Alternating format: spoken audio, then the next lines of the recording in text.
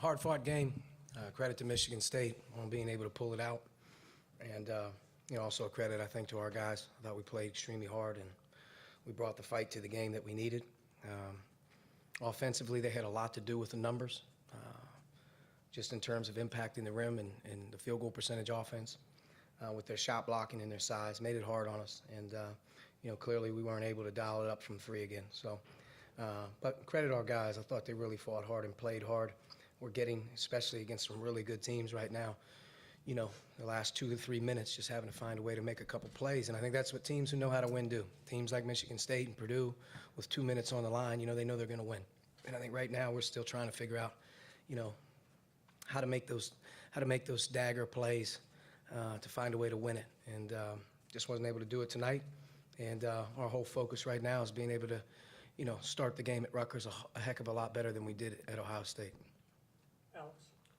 In Juwan's words, he said that they felt like they got punked the last time with Michigan State.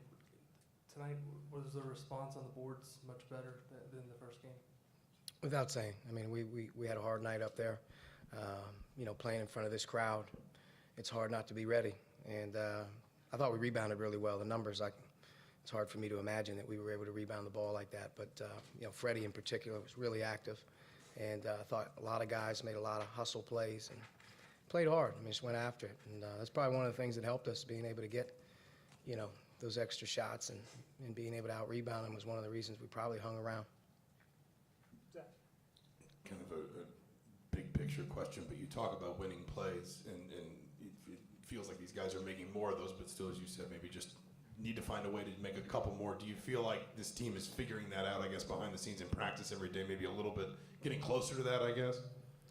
Yeah, I mean, we're getting better. I mean, you're not able to play against the competition level like a Michigan State or Purdue. Those are home games, and it helps to play at home. With our crowd and our fans, it's tough on opponents to come in here, but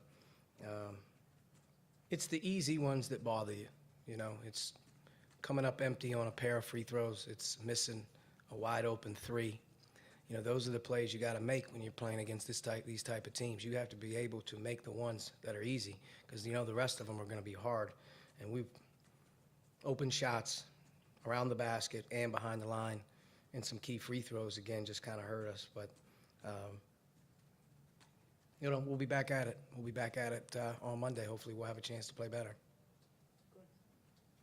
Jared Jackson had 7 blocks tonight. Why was he so effective down low? He's really good. I don't think he just emerged tonight and said, look at me. He's been doing it all year. I mean, he's a dominant defensive player. He leads our conference in shot blocking. He had 7 blocks himself tonight. To be honest with you, one of the reasons that we were able to hang in the game in the second half is I don't think he played as much, because when he was out there, it was very difficult on us in terms of around the basket. He just clears up every drive, every mistake that you make, he's there. And we talked a lot about it before the game, though. We had a couple stubborn guys there early in the game that tried to challenge him, and they have to be able to make those spray kick out passes when he's running around. And when we did do a couple of those, I thought we got a couple easy ones, but no, he's very, very good. Keenan? You didn't score the way you did at Ohio State, but I thought Devontae Green, with some feeds to your big man down low in the second half, helped you get going. Yeah, Devontae's playing a really good floor game for us. He's the one guy right now that can deliver the ball from an assist standpoint. He's the guy that when he wants to distribute, he's the best guy on our team at that. And, he got with it at Ohio State. It carried over a little bit today. And it's good. I mean, we need guys that are hunting assists rather than shots. And 6 assists tonight. I think he had 5 or whatever he had at Ohio State. Even Illinois, he made some good passes. So, he's starting to come around a little bit for us, which is a good sign. Jim? Coach, you inserted Freddie into the starting lineup tonight, and he obviously responded. 16 rebounds. As a matter of fact, him and Juwan combined only 2 less than Michigan State as a team. Mm-hmm. They battled hard out with those guys. They did. And part of starting Freddie tonight was, one, he's playing better, and he's giving us some production. He's giving rebounding effort. He's giving us another physical guy out there that can play in the post a little bit from a defensive perspective. But we want to avoid Juwan maybe picking up a quick one early on Nick Ward. So that's why we did it. Moving forward, I don't know if we'll change back or not, but clearly the amount of minutes that he's played and how hard he played tonight, it's hard to duplicate 16 rebounds in a game like he did. He gave great effort. So it's a credit to him. He played very hard tonight. Being as shorthanded as you guys are in the front court with some injuries, how tough is it to go against a team that just rotates big guys in and out like they do? Yeah, I mean, it's tough. I mean, you're outmanned a little bit in terms of the amount of bodies they can throw at you. That's why they're very good. Clearly, the inside play here lately has really taken its toll on us quite a bit, to be honest with you. The last couple front lines that we've played have been obviously very good. So you're getting a taste of what really good, depth and big and size can do to you if you don't have enough bodies. But we had enough in the tank tonight.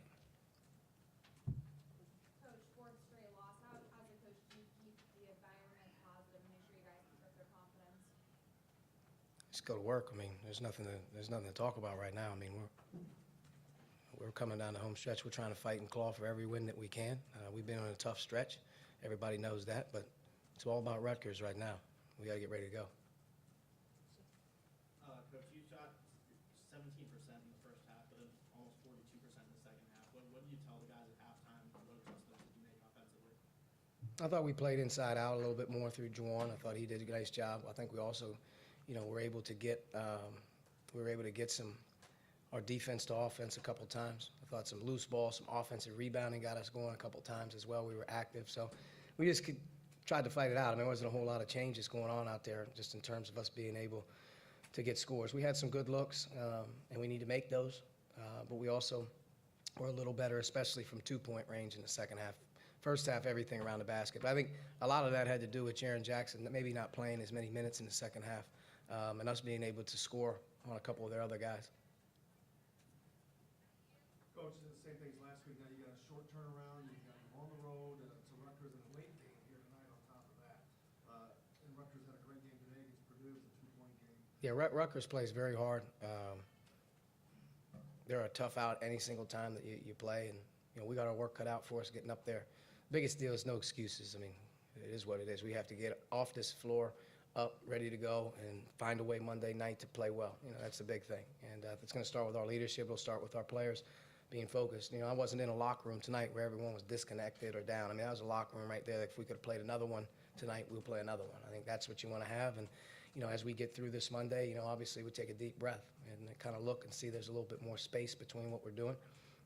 But we have to be ready to go on Monday night. That's a big game for us. Zach? Just to follow up on that, Juwan's talked about leadership. I mean, people talked about his points, his rebounds, the way he's kind of emerged at both ends of the floor as a player, but he's talked a lot about leadership this year. And when you talk about a locker room that's connected and guys really being ready to rebound, is he maybe a key to that? He's a big key to it. I mean, obviously he's one of the best players in the conference right now. I think he's showing that.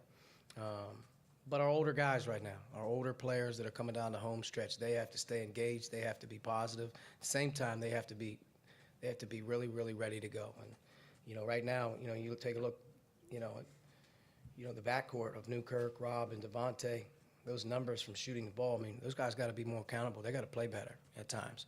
But it's not because of lack of attitude or lack of want to. It's just we're not that good right now in terms of making shots and being able to make plays. We got to get a little bit more confidence. But at the end of the day, leadership, it comes from your older guys and your best players, and those guys can step up in the big moments when things aren't looking good.